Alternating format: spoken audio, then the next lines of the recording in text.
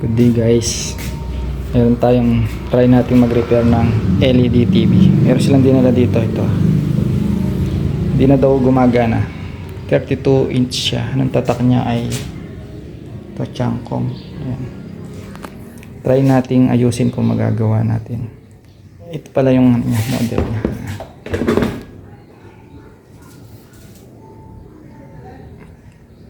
32 inch yan.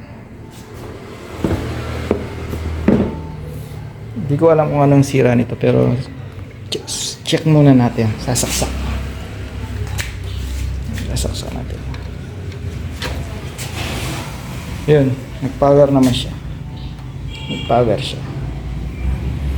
Saan ba yung power? Hanapin yung power. Ito. Okay, subukan natin kung anong sira niya.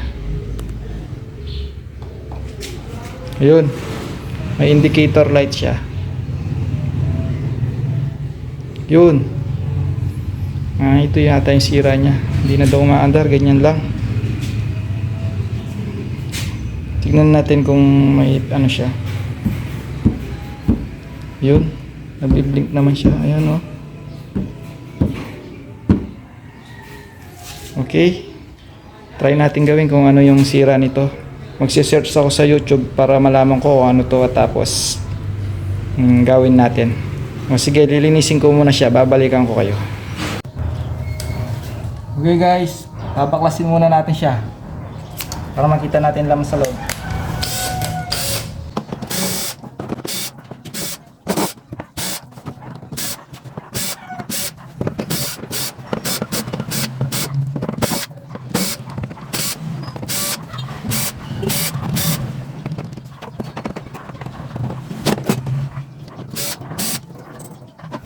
Okay, nabaklas na natin. Titignan na natin guys. Lilipat ko pwesto ng camera.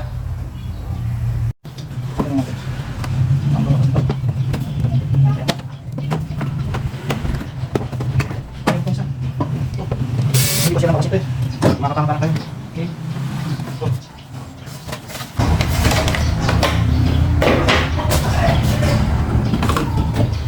Tinatry ko lang kung magawa ko to guys ha. Hindi talaga ako technician. Nakikitik na lang ako.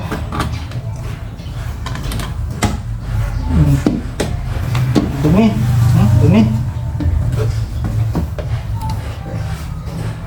Yan na, madumi oh. Kita nyo ah. Ito guys, na buksan ko na. Madumi naman siya. Mukhang kung titignan ko, yung wala pa siyang history ng repair. Kung napapansin nyo, sabi nila meron daw nakakat dito.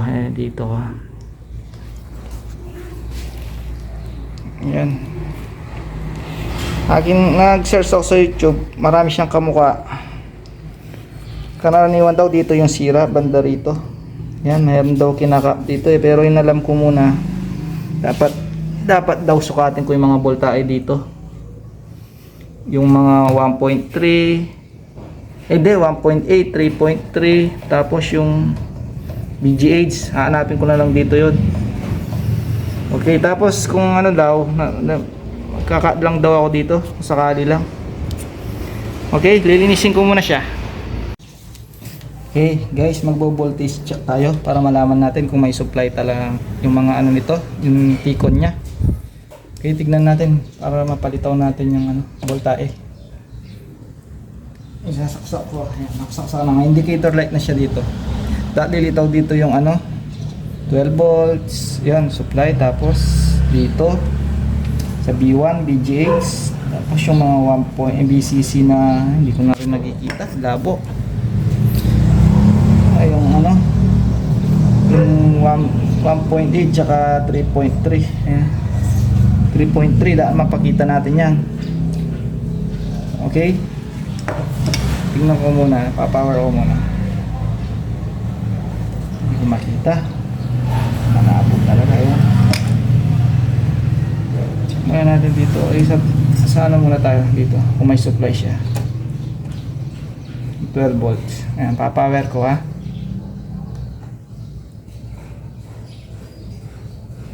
Wala yata. Yun. Ito nyo, may 12 volts tayo. Okay, ibig sabihin meron tayo dito. Dito. Wala. Wala na rin dito pag ganyan. Hindi natin mag 0.3 lang ito. Meron yata dito. 3.3 meron dito. 3.3 yun. 1.8. Tingnan natin ito kung 1.8 ito. Wala ito. Wala. Hindi ko alam yung kapaan dito eh. Pero ito nakita ko.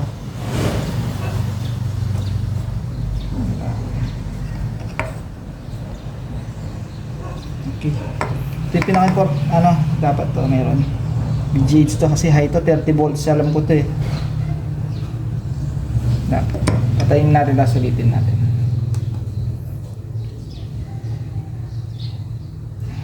Okay. Dapat magkakaroon to.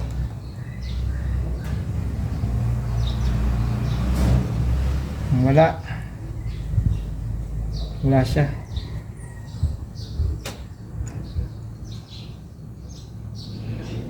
Wala, okay. Pag ganito yung problema daw, maaaring nabablock siya ng yung mga signal. Kailangan magkakat daw tayo dito para magkaroon ng to. Magta-try tayo dito. Ito yung mga yung CKB1, CKB2, yan. Try natin yun. Pwedeng sa left o kaya sa right. Okay, magkakat na ako pero hindi ko na i-video, mahirap, isusum ko na lang mamaya. Okay? Welcome back guys. Ito nga pala, nag-cut ako ng mga CK lines. Nahirapan kasi ako, kumuha lang nga ako ng patungan para may patungan lang yung cellphone ko. Ayan, kikita ko sa inyo kung ano yung kinat. Kikita ko sa inyo kung ano yung kinat ko. Zoom natin. Okay. Yan, nag-cut muna ako ng ito muna kong kinat, dalawa muna, CKB1 tsaka CKB2, tapos wala pa rin voltahe. Sa pangalawa CKBB1 tapos CKBB2. Dito yung sa CKBB2 lumitaw na yung voltahe. Napalito ko yung mga essential voltage katulad ng yung BGH, BGL, ABDD, yan lumitaw na yan. Naging normal yung mga voltahe, kaso nang tinignan ko siya, meron pa rin lumitaw na yung display pero merong lumilitaw na fine lines at saka yung parang horizontal lines patayo na white. Ngayon tinry kong kinat ko pa yung isa nito kasi may nakikita ko nakaka din nila to. Ganun pa rin ngayon. Ang diskarte ko dito, gusto ko pang mag-cut naman ako sa iba o kaya gusto kong cut lahat to pa isa-isa hanggang matrace ko. Tapos kung wala pa rin, try natin sa kabila. Dito magka-cut tayo sa pangalawa. Okay. Basta yun, sa left na ako magka-cut. Tsaka sa problema ko yung pagbabalik. Ang problema ko yung pagbabalik ng mga inang dito. Kasi nga napapansin nyo, habang lumalaki yung zoom ko, lumalaki din yung soldering iron ko. Tsaka ito, tingnan mo, lalaki di kaya. Yan pa tingnan yung tip ko, laki. Ayan soldering iron ayan yung soldering iron ko, ayan, di ba? Mahihirapan ako talaga, di kaya. Ang gagawin ko, ipapart ko na lang to. Papart ko tapos aayusin ko muna yung mga soldering iron ko. Tsaka tingnan yung lead ko, ang taba. Ayan din, ang taba. Soldering lead. Ito, mataba din, di kaya. Hindi kaya. Gagawin ko, isasara ko na muna to, ipapart ko na lang guys. Pero ganun pa man, ipapakita ko sa iyo yung resulta nito. Tsaka pala, i-voltage check ko muna para makita nyo. Ito guys, magbo-voltage check tayo para mapakita ko na lumitaw na talaga yung mga voltahe niya. Okay. Sasaksak ko.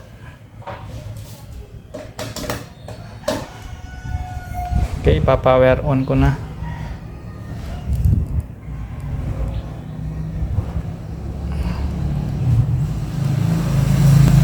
Ito yung BGH. Tingnan natin kung meron. Wala pala. Tingnan natin.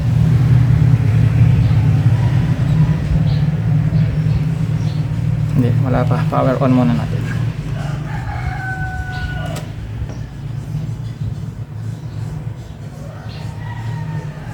Yun. Meron tayong nakususukat na 29 volts. Okay na yan, pasok na yan. At tapos yung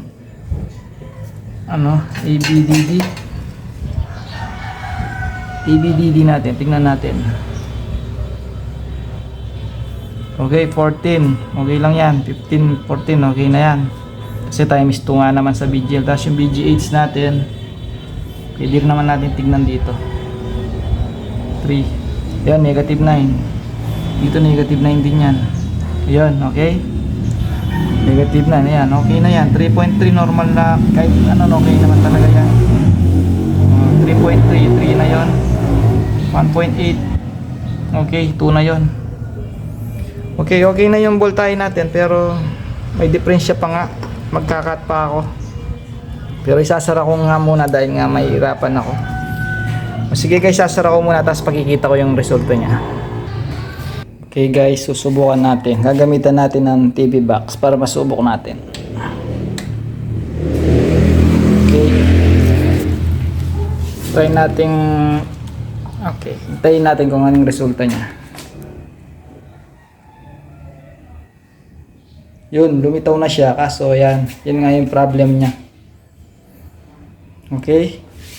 Lumilitaw pa yung mga bars, tsaka may konting fine lines pa siya. Di tayo pinalad eh. Nag-cut lang ako ng CKB1, CKBB2, CK ano. Basta yun yung apat na ano. Tapos dinagdag ko na rin yung isa, yung sa una. Ganun pa rin. Ngayon, binabalak kong putulin na lang ulit yung STBT ba yun. Magsasama pa ako konti-konti. Kasi problema ko, yung pagbabalik baka gusto ko magbalik ng iba. Kaso yung panghinang ko masyadong mataba yung tip. Kaya ipapart ko na lang to guys. Yan o, yung mga tip to, taba o, hindi kaya. Nahirapan ako. I-wait nyo lang yung part 2 nya guys. I-ano ko na lang yun.